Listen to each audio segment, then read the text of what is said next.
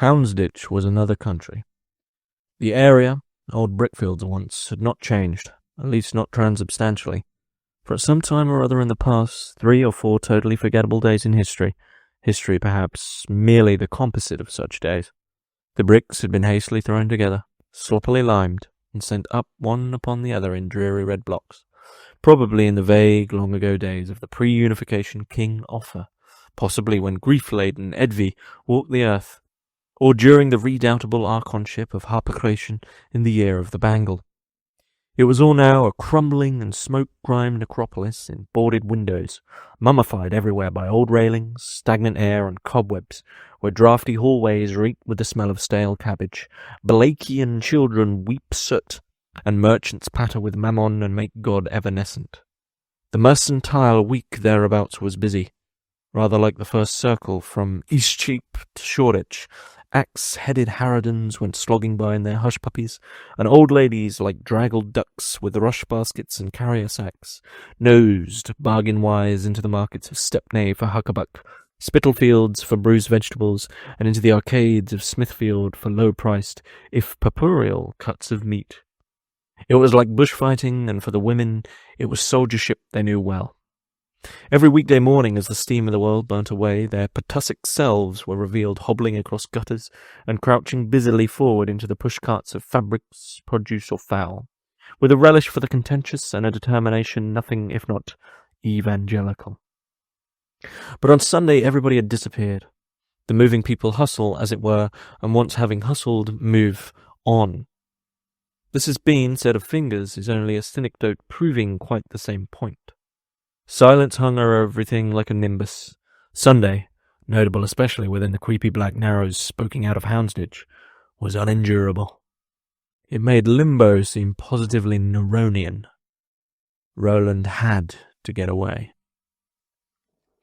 An excerpt yet there from Alexander Theroux's debut 1972 novel, 3 Wogs. And yes, much like the only other review of this book on YouTube from Leaf by Leaf, I will also have to give the disclaimer. It is obvious there that there is a racial slur, an abhorrent term in the title. But Literacy 101, I do hope that for most of you I don't have to make this clear, but for some I may very well have to. Literacy 101, do not conflate the themes, environment, and opinions of a certain time in history that is being written about in a fictional setting as to expand and extrapolate and articulate in a very erudite fashion the problems and errors and attitudes of that era with the writer themselves or the reader themselves. That is to say, in short, just because you read a novel that includes racist characters, because racist people exist in the world who say abhorrent slurs, does not make you or the writer a racist. So now that's Literacy 101 out of the way, we can continue into a analysis and review of what is an absolutely phenomenal novel. The prose is exquisite. The wit is astounding. The comedy is genuinely laugh out loud, which is an extremely rare thing for me to say, that a book has actually made me laugh and not just have a sort of breathing air through my nose. It's an extremely funny book. It's highly ironic in all the right ways. It is pushing a astute reader to their limits, and it is dealing with an era of the UK, a time of the UK, the 60s and 70s, which, though being written in 72, so when the novel is released, of course it's dealing with really the time at hand. For me, it was dealing with an era that I saw the overflow of, the dregs of, but actually still in clear currents in, especially in stand-up comedy and working men's clubs, and a general, what we could call a general asinine xenophobia. And that is actually why I believe many would say, well, why? I found no textual evidence for this, and so this is merely just a literary hypothesis. But why the bold title? Why the title which literally is inclusive of a nasty, somewhat archaic and I would argue now, historically contextual racial slur such as wog or wogs. Well, one of the editions of this novel actually includes a definition of it on the back. And this is the definition they go with. It is used to denigrate people of colour, East Indians, Jamaicans, Africans, and can under duress be extended to include Asians, Irishmen, Italians, and indeed all people of perceptibly foreign habits or appearance. That is the definition that is given on on the back cover of one of the editions of this novel.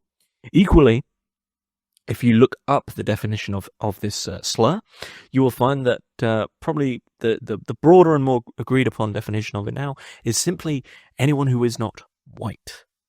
So it is not a slur of specifics. It is not a slur targeted at any specific group of people in that sense that slurs very well, racial slurs very well can be. This is something that, as we'll see when I get further into looking at the specific stories, that is an entry, is a prod and a poke at a culture that in understanding others in that sense of not us, a very asinine, banal form of tribal racism, nationalism, what have you. This word is key because it prods at the reader to understand the basicness of all this, the banal nature of it all, of that is simply foreign, that is simply over there, we are here. But what rises to the fore, what rises to the surface immaculately and fantastically by Theroux because of this is the ability for Theroux to pull the thread and allow you to see that the supposed culture of the UK in the 60s and the 70s that would utilize this slur, this term in of course in derogatory and hateful fashion, but equally would combine it with a form of borderline whimsical and twee Britishness, as to say, "Oh, come on, we're only mucking about. It's only lads." Very much a Jim Davidson type comedy, which is a reference that not many of my listeners will probably get. Then, and a whole host of other TV shows and media that went along with that. It is combined in this way that actually you realise that it's in that xenophobia, in that hatred of this pure other, that what is bolstered is a culture that is only extant because of that consistent, that's not us, that's not us, that's not us. What we are, I will see when I like it, which is a very just empty-headed, ignorant, dead comfort. It is, at worst, boring, but its moments of excitement, its drama, its theatrics are born from a sort of tacit agreement of its little tribe that we're allowed to say that we're in on some sort of sick joke. However, before, so Alexander Theroux is not that well known. As I said, there's only, if he is known at all, he's known for a novel called Darkenville's Cat, which was published in 1981 and has become somewhat of a cult classic. Now, why am I reviewing this? Where did this come from? What happened was Theroux has been on my radar for a while, and I picked up his book on fables and started reading them and found them to be some of the most original, unique and intriguing, beautiful writing that I'd read in a long time. Just astounding. And that feeling of, I'm really going to get along well with this writer, so I don't want to sort of go in willy-nilly. Given this opportunity, when you first come across a writer, you think, this is just incredible, and I'm going to seriously enjoy and indulge and get into this. This is, I had the same feeling with Thomas Bernhard, is that given that opportunity to only ever have that first reading experience once, I thought, well, I'll start from the beginning. And so this is his debut novel, and so you are going to see a lot more Theroux reviewed on this channel now, because he genuinely is an incredible writer. But also I wanted to start at the beginning. But in starting at the beginning, I want to point out something that Michael Silverblatt, for listeners, I think his thing was called Bookworm, I think, was his show. This is from a little piece online called Linguistic Revenge and Alexander Theroux Primer. Literary broadcaster Michael Silverblatt once questioned Theroux's perverse appreciation at how inaccessible his books are thought to be. Perhaps he sees his finely wrought works of language and their lack of purchase on the culture as an apocalyptic indictment of that culture, of the intellectually and especially verbally careless society that could corrupt them. Were I him, I feel as if I'd want revenge against lazy readers, against unengaged critics, against risk-averse publishers. But maybe, given what they're all missing out on, he's already taking it. So there's a few little things to draw from that. Theroux's books, and from the other stuff I've read, essays and some of the fables now, and this being his first book, he is beginning with a bang. He's beginning with something so bold as to say, I have absolutely no time in that Nabokovian sense for lazy readers. I have no time for anyone who is going to just immediately subsume this because of a slight fraction of discomfort into the dustbin of everything that doesn't fit within, a minutiae of contemporaneous values that are fluxing minute to minute. He wants serious readers that are going to deal with the text on its own terms and all the games that it's playing. And this text is playing a lot of games. Now, before going forward, I'll give you another little. I'll give you two little excerpts actually of both from the first novella, we should say. So the book is a triptych. There is the first sort of novella, 50 pages. Mrs. Proby Gets Hers, which was my favourite. Then there is one of 100 pages, Child Roland, and then there is a final one of 50 pages, The Wife of God. But to give you an example of the type of conversation, this type of culture that I think alongside, always in dialogue from itself and bolstering itself from its own hatred of the other, is a form of empty dialogue which is self-assured. So I'll give you two examples of that from 16 and 32. So firstly, let's face it, we should take care of our own first, shouldn't we? Give us a few years and we'll have books that you have to read backwards, and our children will have to write with nails manufactured in China and make those peculiar words with wings and splinters and God knows what, won't we? Asked Mrs. Proby, who, unbeknownst to her, had one of the grouts from the bottom of the teacup on the tip of her nose. If you don't find that peculiar, Mrs. Cullinane, you're off your rails, spade to spade. And then, secondly, and excuse my ridiculous English accents there, I find them quite fun. Secondly, from 32. You see, she fumed, we were always taught that if people go mucking about and foraging around with yellows, blacks, or any other cribbage-faced nit who steps here and about as free as Dick's hatband in a country not his, well then, the country won't be worth twopence. Her full face was wide, flapping, incarnadine. And don't you think, for one iota, we're going to become another Shanghai with all its cheap cloth and jerry-made cameras, because you've got another thing coming, dearie. We've had the war, once burned, twice shy, they say. Mark me well, we know what you're about too, and you are not, you heard me, just say not pulling the wool over anybody's sheep's clothing, certainly not mine, least of all. Her womb was smoking with wrath, and then the exit line came. Rice or no rice, she said, if I was a Chinaman, I'd flap right back to where I flew from. Mrs. Proby breezed out the door, her popliteal fat winking in several places just before she disappeared, and the bell clacked its weak reprisal. It was then that Yunum Fun decided to kill her. So, this for me, one of the reasons actually that I connected so much with this novel, as I've already mentioned, is that these were the remnants of these conversations, which in certain areas of the UK, and I'm sure at certain political party conferences and around certain possibly certain generations still, but I certainly grew up around occasional conversations that almost word for word of that style, of that self-assured. If you read between the lines of these banal conversations that are happening, all that's happening is tons of things at once that are all nothing. So it's a fear of the other, a self-assuredness of whatever this elusive thing that we are part of is civilizationally secure and is right and is correct. And it's right and correct because of an etiquette, because of this petite bourgeois middle classness of this is just lovely and we all get along fine.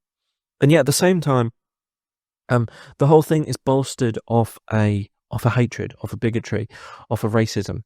And it seems like a strange thing to say, but I believe people in the UK would understand what I mean. And I Theroux clearly understood this as well. That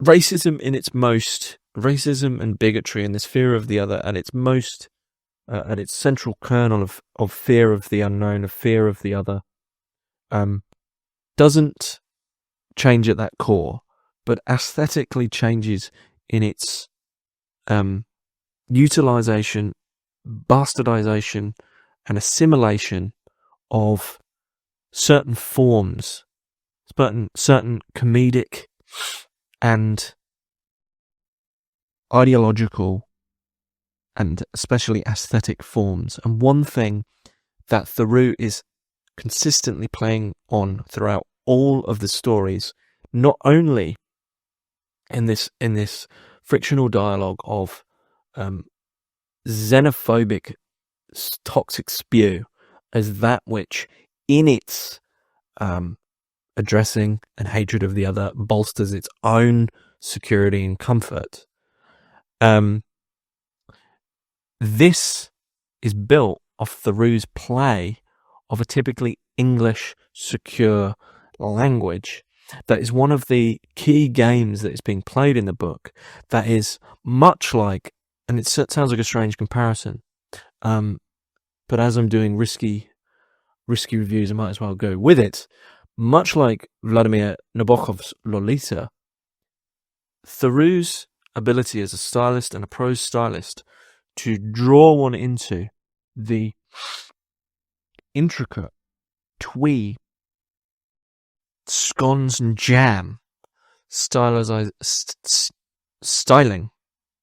of this Victorian attic of British language leads one to certain moments of sympathy that allows them at certain points then to look back upon themselves and have a moment of being caught up exactly in that moment in the 70s of the boisterous elbow jabbing, oi, we're all in this together, it's fine really, which is one of the bolsters of this self-assuredness of so many of the characters. So, Mrs. Proby gets hers, which is like a slow burn between Mrs. Proby, a very, for those who've seen the TV, I'm throwing a lot of obscure British references here, but those who've seen the TV show Keeping Up Appearances, this is very much like a sort of bigoted Hyacinth Bouquet. This is, Mrs. Proby is the pinnacle of twee British middle class petite bourgeois comfort. And she is in a battle with her downstairs neighbour, a Chinese man called Yanam Fun, who is a sort of relatively sincere, stoic, we're given his backstory, shopkeeper. Second story, Child Roland, which I thought was the least successful, though that's not to say it's bad, deals with Harold Harfoot. He's a young Brit who's a bit jaded, who cleans buses, and he sort of comes to jabs with an Indian man named Dilip, who was waiting at the train station. And then the third story, which is sort of the most explicitly humorous and at times absurd, is about a reverend whose name is Which Therefore, as in W-H-I-C-H, which, like you might say in a sentence, which therefore, Reverend Which Therefore, who is racist, closeted Episcopal preacher, who's having to officiate the marriage of Cyril, a black African singer for whom he clearly has an unrequited love, who equally is in dialogue with his mother, who is a representative. You know, by the end of this novel, I think one of the really intriguing things that Theroux has done is that if there is a progression here, and I'm not sure if he intended one or not, it might be my misreading, but there's a progression through a playfulness around the aesthetics of the language of that 60s and 70s boisterous lad, skinhead adjacent working men's club. A lot of stand-up comedians of the era. A playfulness there, we can get caught up in the tribalness. Okay, that comedy collapses a little bit by the end of that story. When we move into the middle story of Childe Roland, we're given the banality of this. We're given a more realist appreciation.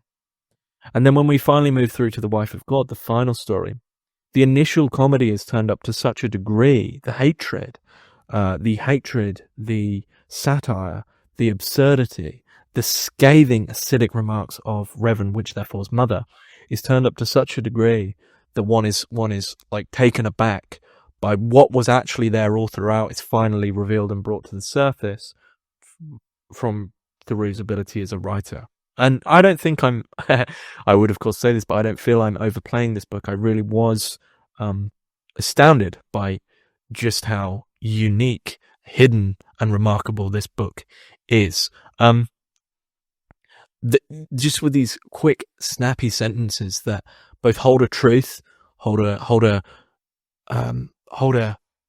seed, a sort of black, horrible seed of a certain, like caustic seed of a certain era, that are equally comedic, snappy, and telling. For instance, in those days, England had a voice in the world. People could understand the lyrics of songs, and there were no Chinese. This ridiculous nostalgia, and these sort of corrosive, half-comedic, satirical, Theroux's excessively witty remarks are dotted throughout, and it builds and builds until you're sort of finally have to be dragged from it to see it for what it is. Let me give you an example of Theroux, because I feel Theroux as an American has this has an appreciation of England as a lot of this novel takes place on Sundays. So I'll give you 2 excerpts of Sunday and then 1 of England. And so there's about 3 excerpts here. So the first 2 are from Mrs. Probie gets hers, the first part. The magnificence of the sun hidden made the afternoon English. The sun typical, and magnificence a word highly subjective. Shoppers, transients, and businessmen hurried through streets stamped along for years. Small and large shops that lined that Brompton road spilled forth customers, in heavy coats and mufflers, who emerged diffident, obtuse, and ready for a snack. The sky above was the colour of pewter. Toward it no one looked, for it no one cared. Then we go through to 55, with this building. 55 is actually the opening, of the second story. Once upon a time, in the heroic days when Harold Harfoot ruled the island, it was all a dark, pathless wood. Trees shot up like towers from the beige expanses of forest marsh, once zigzagged like the cardiogram of a bad heart by freshets, green dingles and small bites of slub and oozing mud. Now, a stitch-like ramble of shortcuts was required through that densely populated section of London, stretching in crooked, accidental streets all the way from Houndsditch to Hyde Park. But Roland McGuffey finally arrived. And then we go through to a full description of England on page 151.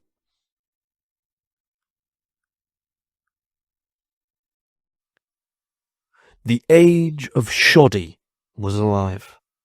Everything had become all that it could ever be, she felt. Just about the time Rupert Brooke gave up the ghost and poetry in The Alien, deluded in thinking, poor boy, that some corner in a foreign field might be England. Just when all those young men who looked like Donatello turned, waved goodbye, and were gunned down in the sun and seashells. A time when England, Esto Perpetua, was a land of fat green pastures.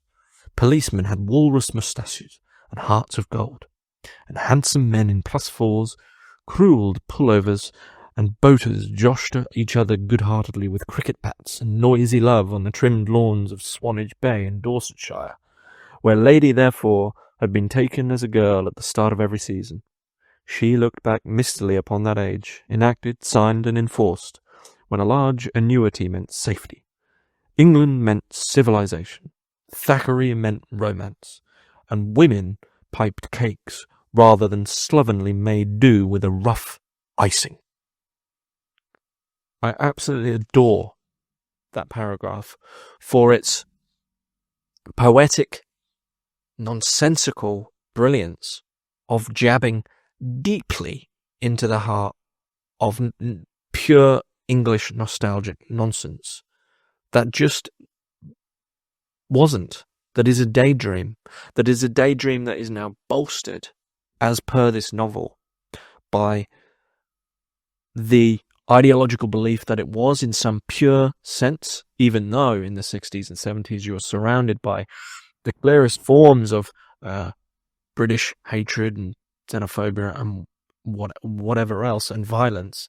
And yet it is that projections of one's inability to find their place in this civilization that consistently leads itself to utilizing the fear and the hatred of the other, of this form of banal racism, asinine racism, to bolster that which once was, to consistently flip between if they weren't here but they are here, if they, as per the title, weren't here, then we could go back to that, but they're not. And so there's this constant fueling of the hatred of the self-justified, self-assured in its rightness of an England, of an ideal of England that is twee and silly and like a strange kitsch romance novel. There is equally much more going on. Aesthetically speaking, the first story, and this was pointed out by this was pointed out to me by watching the review by Leaf, that each section revolves around a certain colour. So the first book, Miss Proby Gets Hers, revolves around yellow, and then Child Roland brown, and then A Wife of God black. So there is a continual investigation and utilisation of colour in the background at all times, so a fantastic use of aesthetics. And Theroux, later on in his career, goes to write 2 books on colour, the primary colours and secondary colours.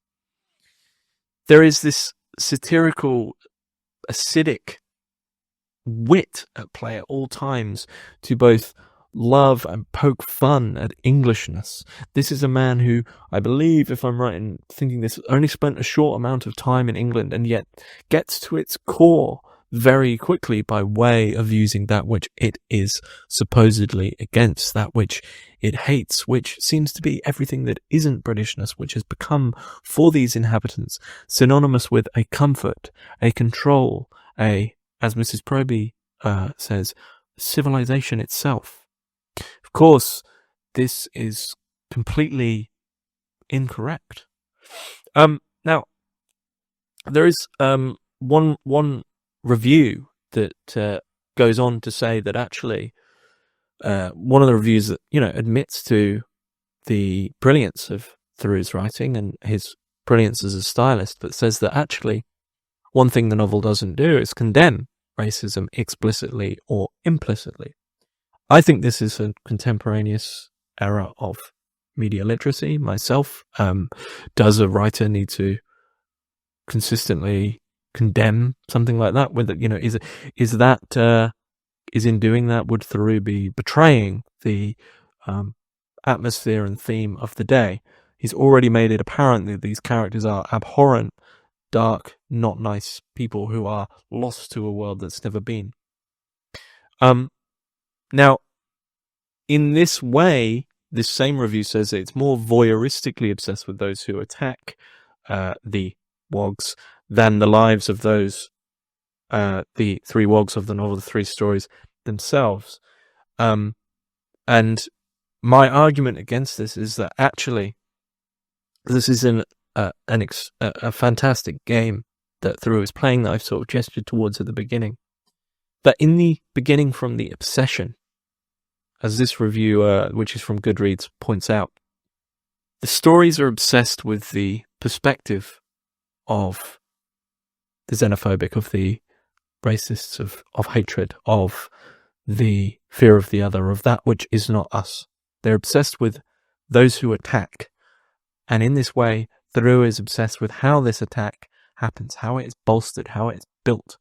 And so, from this, the lives of those that they are attacking become from that. They are sort of built from this incorrect angle from this voyeuristic obsession with the attacker. It's built from their perspective in many cases. And it's in that you see the ridiculousness of it. And you see also how little these attackers, how little this culture has to fall back on in terms of its racism, its hatred, being a projection, a fear of its own emptiness.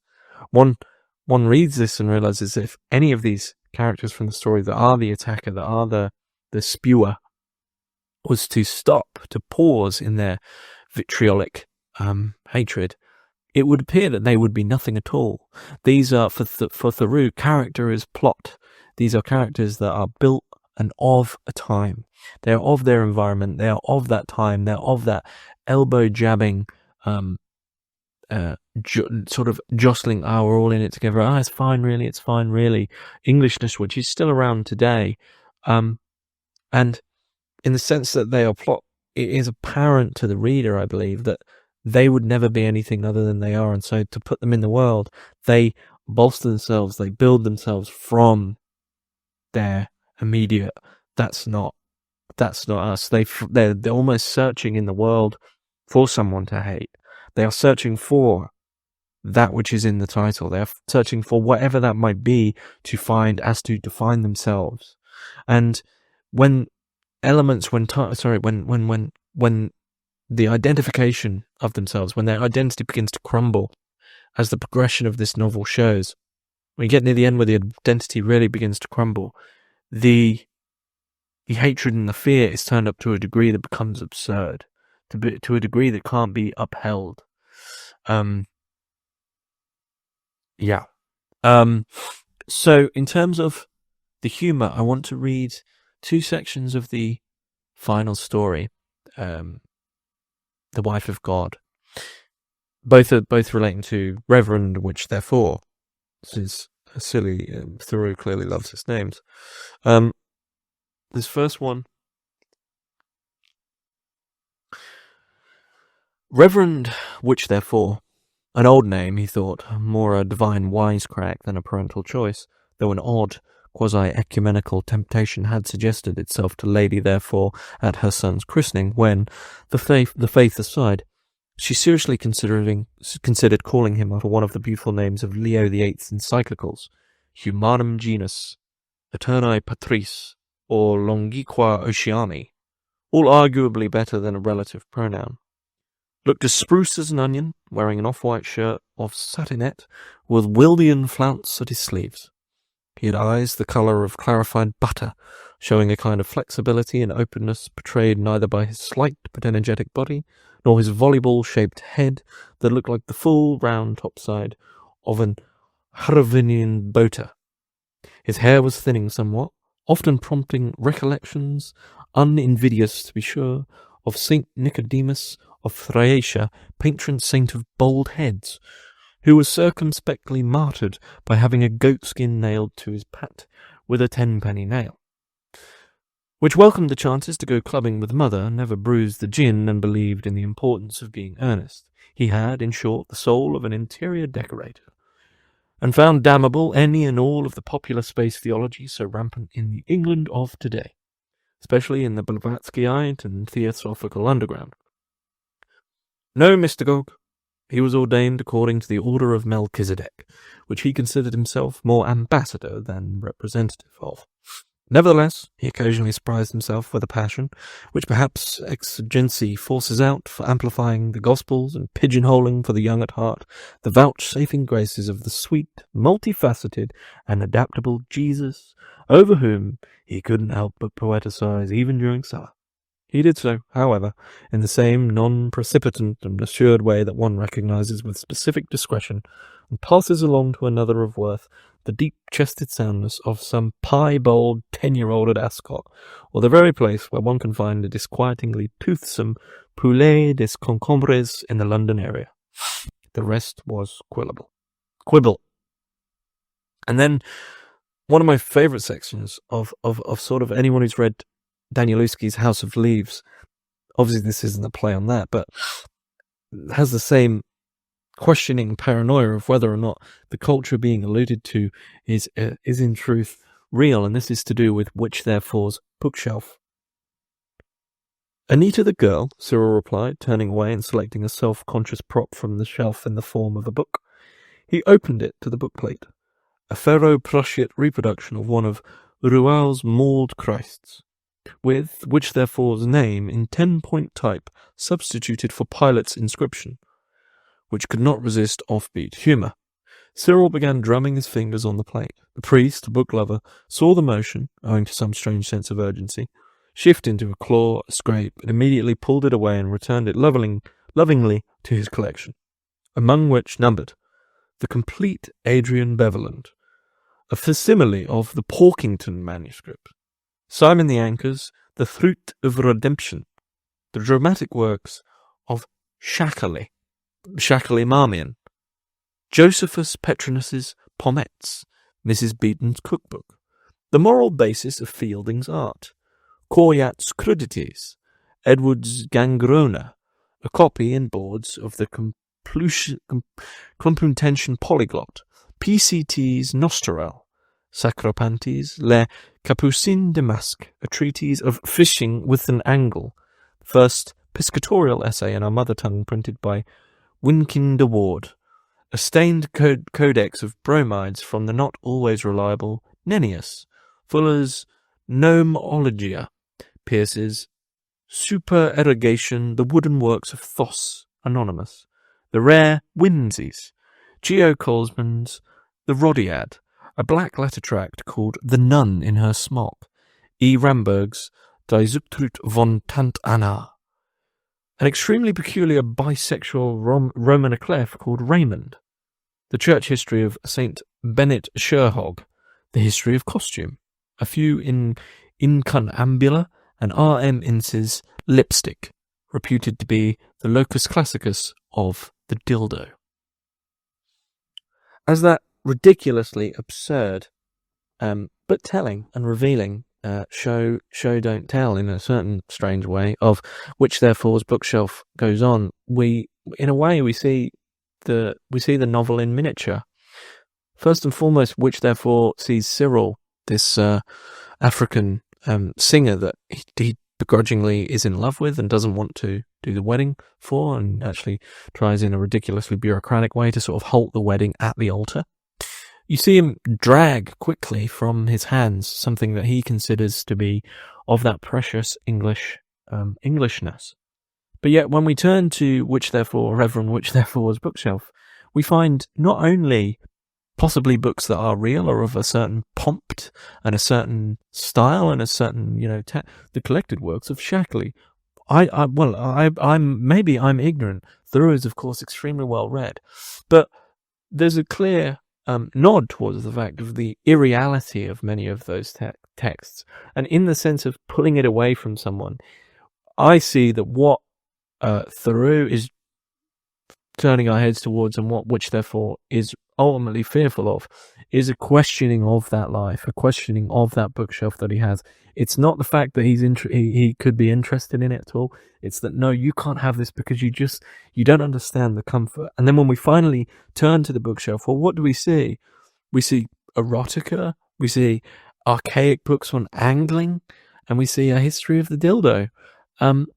It's an absurd bookshelf, and it's those little hidden secrets that are in the bookshelf that sort of destabilize and decenter that nothingness that has been tried to be held throughout the whole novel by that consistent dialogue from the bolstering of the nothingness of one ideology by the hatred of anything that is not that elusive ideology.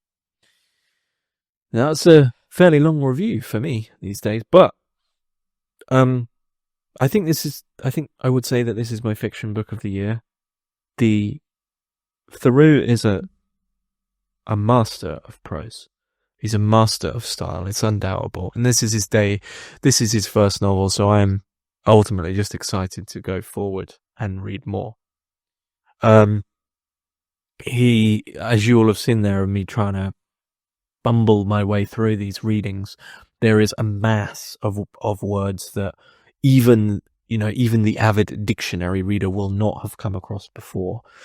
So prepare yourself for that. But this is an unsung gem of wit, style, comedy, political commentary on racism, and equally a very well held together commentary on a very specific time, a very specific atmosphere, a very specific spirit of the UK, of Britain, which is still just about bleeding out into certain avenues of culture, which is one of the reasons I felt compelled to give this book its due in terms of a review, is because there is a feeling in the conversations of the slight paranoia, of the petit bourgeois comfort, and this ability, this feeling that someone such as Mrs. Proby will say something and everyone else will agree because they all agree with the same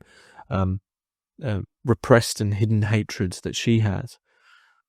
Very much the comfort culture that was seeping through in my childhood, even in authoritative and official avenues, where the hatred of the other and hatred of, at its most asinine, the hatred of that which is simply different, bled into so many different places, unquestioned, because of its self-assuredness and because of this sort of boisterous agreeableness that it held. And it's still there today, and it was there in my childhood, as I've repeated myself on that a few times now. But as I read it, I felt and saw that Theroux had very quickly understood a side of the UK that is old, that is tired, and when looked at from afar, as this novel does, becomes comical, then becomes boring, and then becomes frightening, like the old British term, an old bat. But boy, it's funny, it's extravagant, it's complicated on the level of a Nabokov, it's tricky, there's a lot of games being played, and it is pure enjoyment of reading. It is just, you will reread certain paragraphs over and over just for the complexity of the sentences that carry themselves through, and you reread them and think, how the hell did he manage that? That, alongside the drawing in of what people have termed the Victorian attic of his lexicon, of his prose, of his use of words, but equally in this case of a specific use of twee English old terms. Truly a great book, and I hope you enjoyed this review, and I hope you understood why I got so much from this book, and I hope so also on another level, because I'm likely going to be doing more Theroux reviews, because I found something here that is against lazy readers, and I think that's what we need more of going forward, is no more lazy psychologizing, no more skim reading, no more cliff notes, sitting down and reading the book and understanding what an intelligent and engaged and risky writer who truly has something to say is willing to do. And in a world that's only getting worse in terms of its attention span and its surface level critique and its haphazard, impatient inability to deal with any form of discomfort, a novel such as this and titled such as this is almost built with the purpose of saying, you are not confronting something that I'm willing to confront in 2 words on a title. Are you willing to go in and deal with the games, deal with the complexities of this? And this Theroux is publishing in 72. He's seeing that culture immediately, and he's saying you have to deal with what's right there, right in front of your face, and you have to engage with it. Of course, we don't. But what I see in Theroux, as a, to repeat myself in a time of often simple content-driven writing, content, just filler. In an age of filler where people engage in media, books, TV to pass time, this is a book to get engrossed in, to challenge, a challenge. No one seems to want a challenge anymore. So, more Theroux, because against lazy readers. Anyway, that is my review of Alexander Theroux's 72 novel, Three Wogs. And I hope you enjoyed, and I hope those that go out to then go read the book manage to find a copy, because they're a little bit rare now, but hopefully you can find an affordable one. Thanks for listening.